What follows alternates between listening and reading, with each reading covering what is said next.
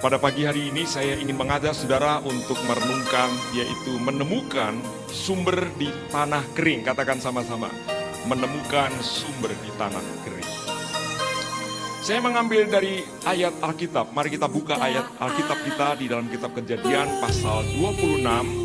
Cukup panjang, ada 33 ayat atau 35 ayat. Saya ingin mengajak saudara sekalian untuk membaca silih berganti, supaya saudara dapatkan akan pengertian kebenaran ini secara utuh, sehingga kita bicara apa maksud daripada topik kita pada pagi ini. Kitab Kejadian pasal 26 ayat pertama sampai ayat 35. Mari kita akan baca silih berganti. Saudara pastikan ke gereja bawa Alkitab, amin. Ngomong kanan kiri, jangan lambean, tapi bawa Alkitab. Nah, mari kita akan baca. Saya akan baca ayat pertama, nanti kita baca silih berganti. Kejadian pasal 26 ayat 1 sampai 35. Saudara-saudara, kita sudah mendapatkan akan gambaran mengenai perjalanan Ishak. Kita dapat menemukan bahwa bagaimana Ishak menghadapi situasi yang kita tahu bahwa Ishak orang yang beriman, dia orang yang percaya, dia adalah anaknya Abraham yang diberi janji oleh Tuhan. Tapi kita melihat bahwa meskipun demikian, Abraham pernah mengalami yang namanya kelaparan, bahkan juga Ishak anaknya.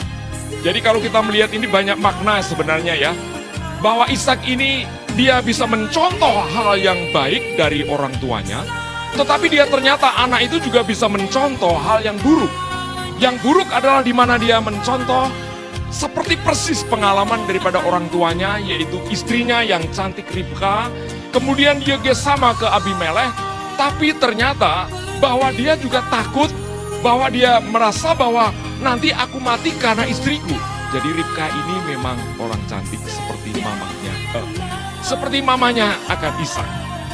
Saya tidak akan sampai di sana ya.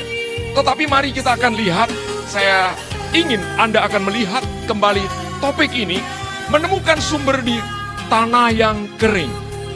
Kita tahu saudara, saya ingat akan sebuah desa yang dilanda musim kering. Seringkali di sekitar kita, mungkin di Semarang, tidak seperti yang di kota-kota yang lain. Di Demak contohnya ya.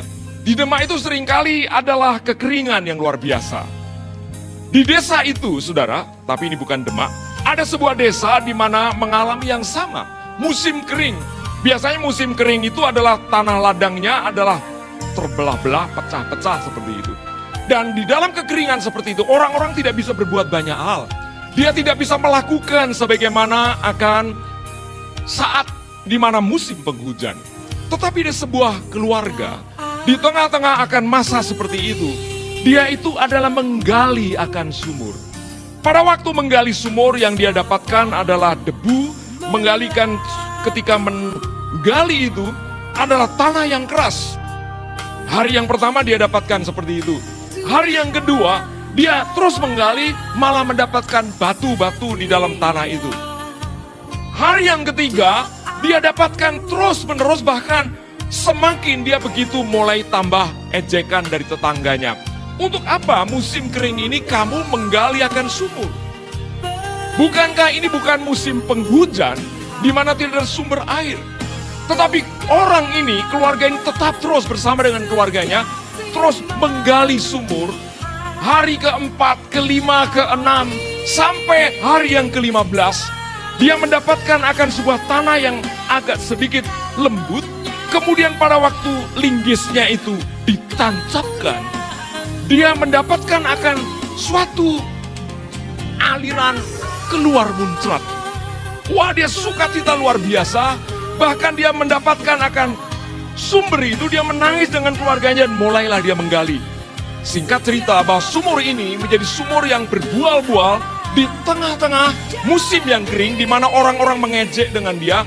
Dan akhirnya sumur ini bukan saja dapat memberi kehidupan bagi keluarganya, tetapi juga dengan sumur ini dia bisa menyirami akan ladang-ladangnya. Bukan saja dengan ladangnya, bahkan sumur yang dia gali di masa kering itu, maka sekampung saat itu dapat menikmati. Saudara-saudara, kisah ini sebenarnya menggambarkan bagaimana apa yang dijalani oleh Ishak. Saya ingin mengajak saudara sekalian, kita akan belajar secara rohani dari kehidupan Ishak ini. Ketika kita belajar secara rohani dari kehidupan Ishak, biarlah Anda dan saya di tengah-tengah situasi yang mungkin kering, di tengah-tengah situasi secara ekonomi, secara situasi keadaan, kadang-kadang tidak memberikan harapan. Tetapi Kejadian pasal 28, biarlah akan menolong Anda dan saya untuk mendapatkan bagaimana kita menemukan sumber kehidupan, sumber berkat, di mana itu bisa menolong kita di tengah-tengah orang pada pelongo-pelongo, di tengah-tengah orang-orang begitu mengeluh, orang-orang begitu penuh dengan kekhawatiran. Alkitab memberikan jawaban kepada saudara lewat Kejadian pasal 26 ini. Biarlah Anda di tengah-tengah musim yang sama, yang dialami oleh seluruh penduduk, tetapi biarlah Anda dan saya mendapatkan sumber kehidupan di dalam kehidupan kita.